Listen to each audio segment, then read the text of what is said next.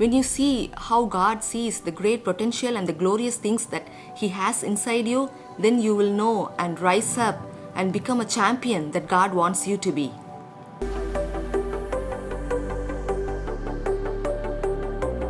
Hey everyone, this is Anisha. It's good to see you all today. Hope you're all doing good. Today I would like to talk about how God sees us and what God sees in us. So during the time of Deborah and Barak, Israel was in peace and security and prosperity for 40 years. But after that, they forgot God, and so the Midianites, they came over to attack Israelites, and also they took all the harvest and all the surplus, the cattle, the sheep, the goat, the donkeys, and everything that they had. They left nothing for the people of Israel to eat. The people of Israel were starving. They had to find some hiding spots in the mountains and caves. And so they cried unto God, God, please help us. And God heard their cry, and He wanted to deliver the people of Israel. And so the angel of the Lord appeared to Gideon. Gideon was a farmer from the clan of Manasseh. He was threshing wheat at the bottom of the winepress. He was hiding from the Midianites. But then when the angel of the Lord appeared, the angel of the Lord said to him, the Lord is with you, mighty warrior, mighty man of valor, mighty hero. But Gideon had a lot of questions running in his heart. So he had a conversation with the angel. He asked the angel, why is this happening? Why are our people suffering like this? The angel of the Lord said this, go with the strength you have and rescue Israel from the Midianites. I am sending you. But then Gideon was weak in his faith, and he did not have any confidence to lead an Israel army to defeat the Midianites. The angel of the Lord reassured him that he will be with him. So the angel of the Lord told Gideon that you have to tear down the altar that your father has built for the Baal, and also tear down the Asherah pole and build an altar for the Lord God and sacrifice the bull on it. So Gideon took his 10 servants and went at night and did what the angel of the Lord said. And also then the power of God clothed Gideon.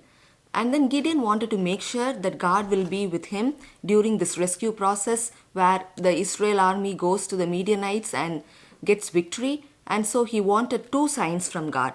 He said the first sign was the fleece on the ground should be wet and the ground surrounding it to be dry. And the second sign was the next day for the fleece to be dry and the surrounding ground to be wet. God made these two signs for him, and Gideon was glad that God is always with him and he is true to his word. And so Gideon gathered a lot of warriors, and he was ready to fight the army of Israel against the Midianites. But then God said, if you go with these many men and get victory, then the people of Israel will boast that they got victory by their own means, by their own strength. So God said, let the soldiers who are afraid go home.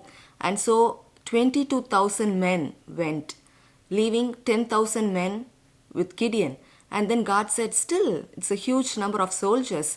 God wanted Gideon to take the soldiers to a spring where he wanted them to separate the soldiers into two groups. The first group were the men who scooped their hands, took the water, and then drank. The second group of soldiers were the men who knelt down to drink the water right from the spring. So God said, let the soldiers who knelt down and drank from the spring directly go home. And so now there were 300 men with Gideon. Now God said, now you are ready. You can go to the Midianite camp and I'm going to give victory. God said, if you still have doubts, then you can go to the Midianite camp now and listen to two of the Midianite soldiers talking. And so Gideon and his servant went there. They crept slowly. They heard one of the soldiers saying something about his dream, and the other soldiers said that God has given victory over us, the Midianites, to Gideon and his Israelite army. And so when he came back, he commanded the 300 men to go forth, and they went ahead and they blew their horns, and God gave victory to the Israel army. It was God who did it. It was God who gave the strength. It was God who was there. As he said, he was true to his promise. We can see now in the life of Gideon where he was insecure and he had a lot of fear. He did not have even a bit of confidence that he can go lead an Israel army and fight against the Midianites and get victory for Israel. But then he was greatly encouraged by the gracious but sure word that the angel of the Lord said that changed everything around. When God said, I will be with you, you go forward in my strength, Gideon trusted God. Yes, with God all things are possible. And he went forward, and it sure changed his destiny. God sees greater things in us. You and me may not see what our future holds or how we see ourselves in these present times, but God sees greater things in us. God sees great potential in us, glorious things in us. He always have plans for us to prosper. His plans for us are always good. You may be feeling yourself small or very little or thinking, how can I move forward during this challenging times? I don't have wisdom or I don't know what to do. But then when you trust in God and ask Him and seek Him and listen to Him, He will surely guide you. The Holy Spirit is with us always. He is the one who leads us, guides us. He gives us wisdom and He tells what steps to take, how to move forward. Are we seeing how God sees us? God thought that we are so valuable that He sent His only begotten Son to this world to die in the cross in our place, to redeem us, to save us, not to condemn us, to save us. Jesus died on the cross and He took all our sin, our guilt, our condemnation. Whatever that was to be put on our shoulders, He took it on His shoulders and He finished it. He finished everything on the cross. Our part is to just trust that He has finished everything on the cross, to receive Him, to believe Him, to trust in Him. We have to learn to see ourselves how God sees us, the potential that He has for us. God always sees from end to the beginning. He knows what our future holds. He knows the amazing things that He has planned. He knows what we will become. 1 Corinthians chapter 1, 26-29 says, God calls the weak and foolish of the world to put to shame the wise and mighty. You may see yourself as unworthy or foolish, but then God can use you for His glory. He changes you. He equips you.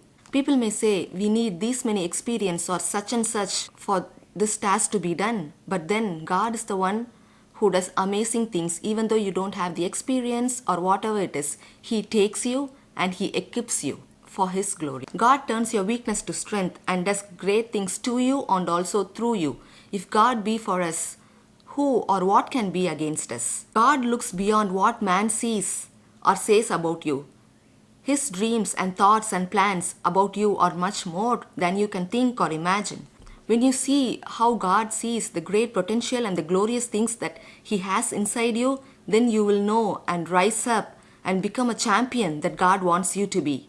I hope you have been blessed through this message. Please let me know in the comments below if it had spoke to you, to your hearts. Don't forget to subscribe and click the bell icon so that you will be notified when I make a new video. Have a blessed day. God bless you.